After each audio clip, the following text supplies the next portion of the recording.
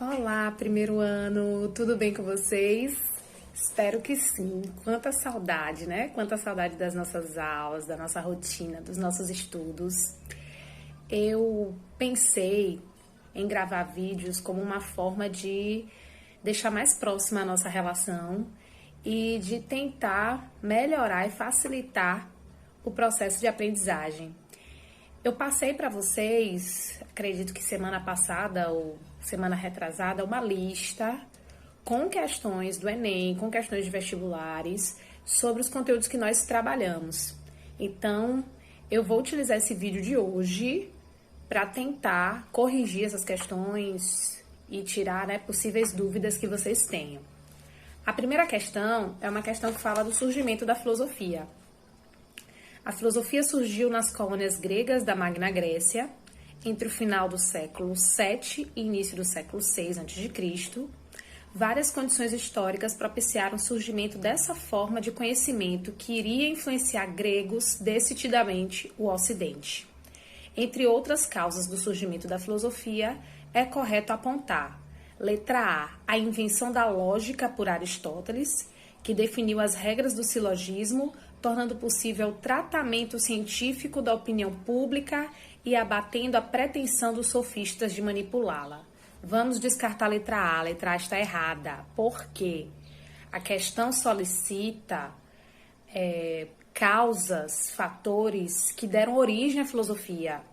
Aristóteles já é da segunda fase da filosofia grega, que é a filosofia clássica ou filosofia socrática. Ele não fez parte da origem da filosofia, dos primeiros filósofos. Então, a gente descarta essa letra A por conta disso, certo? Aristóteles não estava envolvido com o início da filosofia. Letra B. A invenção da política, com o surgimento da lei como instrumento regulador das ações humanas, em conjunto, e a descoberta do espaço público, onde o discurso mítico e enigmático é substituído por aquele persuasivo, acessível a todo cidadão, que pôde, então, argumentar racionalmente, sustentando sua tese contra os demais. A letra B está verdadeira.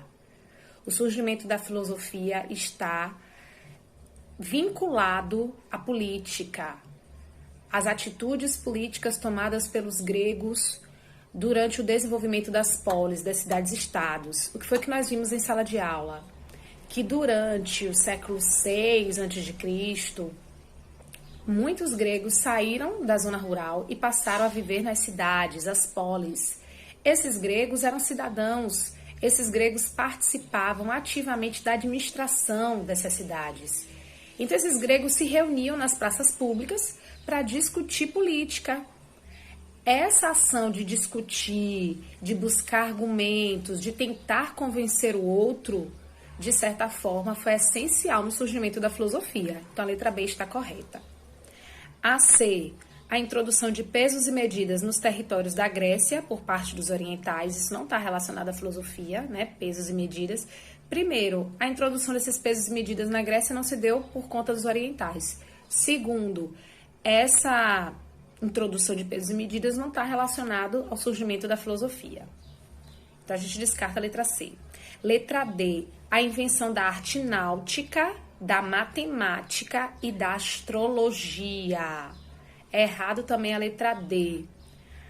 O desenvolvimento do comércio marítimo, das navegações, está sim ligado à filosofia, porque foi com esse comércio marítimo que os gregos passaram a ter contato com diversas culturas, a obter vários conhecimentos, mas a astrologia não está relacionada à filosofia. A astrologia está relacionada à mitologia, certo? Então, a gente descarta a letra D também. A letra E fala da Guerra do Peloponeso, que aperfeiçoou as técnicas de combate naval e dos hoplitas, os primeiros infantes, cujo status de corpo armado democrático favoreceu a busca da isonomia e enterrou de vez a pretensão dos partidos aristocráticos. Vocês ainda vão estudar isso em história, mas a Guerra do Peloponeso acontece no período posterior ao surgimento das polis, ao surgimento da própria filosofia, da ideia de democracia. Então, a Guerra do Peloponeso não faz parte desse surgimento da filosofia, dessa origem da filosofia. A Guerra do Peloponeso foi um conflito entre duas cidades muito importantes da Grécia Antiga, que foram Esparta e Atenas, certo? Então, a questão 1, letra B. Questão 2. No caso da Grécia, a evolução intelectual que vai de Hesíodo a Aristóteles pareceu nos estabelecer uma distinção orientada pela razão entre o mundo da natureza, o mundo humano e o mundo das forças sagradas. Essa distinção, porém, é sempre mais ou menos mesclada ou aproximada pela imaginação mítica, que às vezes confunde esses diversos domínios. O texto caracteriza, letra A incomunicabilidade entre o pensamento mítico e racional, falsa, letra A. O que foi que nós estudamos? Filosofia e mitologia, durante muito tempo, estarão ligadas, vinculadas. A filosofia surge a partir da mitologia. A filosofia surge a partir dos questionamentos ao mito, a partir daquilo que o mito não conseguia explicar. Então, dizer que não havia uma comunicação entre as duas, falsa, letra A é falsa. Letra B, a transição do idealismo para o materialismo histórico. Gente, idealismo e materialismo histórico são conteúdos de filosofia que a gente ainda vai estudar lá no segundo, terceiro ano. O materialismo histórico está ligado à filosofia de Karl Marx. Então, não está relacionado ao início da filosofia, à origem da filosofia. C, a constituição de um pensamento fundado na razão e na fé católica. O texto fala da origem da filosofia, que aconteceu no século VI a.C. Então, o cristianismo não existia, a Igreja Católica muito menos. Então, essa filosofia não está ligada à fé católica, ao cristianismo. D, a transição e a combinação entre o pensamento mítico e racional, verdadeiro, né? O que foi que nós já discutimos em diversas aulas.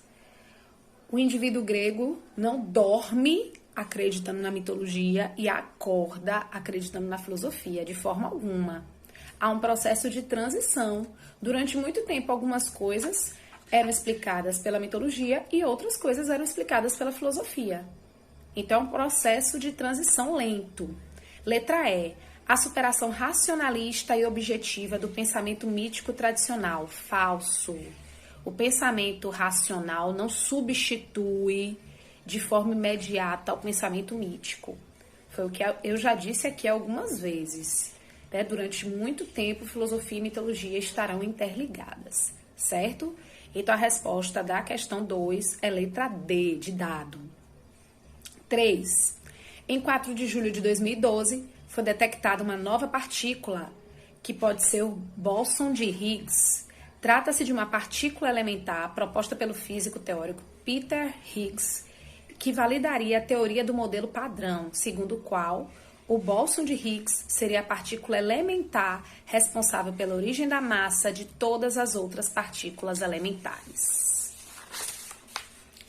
O que se descreve no texto possui relação com o conceito de arquê, desenvolvido pelos primeiros filósofos pré-socráticos da Jônia. O que é o arquê, gente? O elemento primordial, aquele elemento que deu origem a todas as outras coisas. Os pré-socráticos, também chamados de filósofos da natureza, buscavam esse arquê. Vamos ver aqui as alternativas. O arquê diz respeito, letra A, à retórica utilizada pelos sofistas para o convencimento dos cidadãos na polis. Os sofistas são filósofos que a gente ainda vai estudar, estão na segunda fase da filosofia grega, que é a filosofia clássica, então não está relacionada a essa origem da filosofia. Letra B, há uma explicação da origem do cosmo, fundamentada em pressupostos mitológicos. Gente, o arquê não está relacionado à mitologia, mas sim à filosofia. O arquê seria o elemento que deu origem a todas as coisas que existem no mundo. C, a investigação sobre a constituição do cosmo por meio de um princípio fundamental da natureza. Letra C é verdadeira.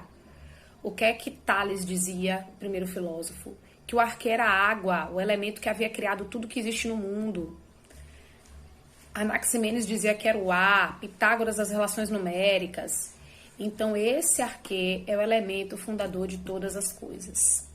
D, ao desenvolvimento da lógica formal, como habilidade do raciocínio. A lógica só vai ser desenvolvida depois por Aristóteles.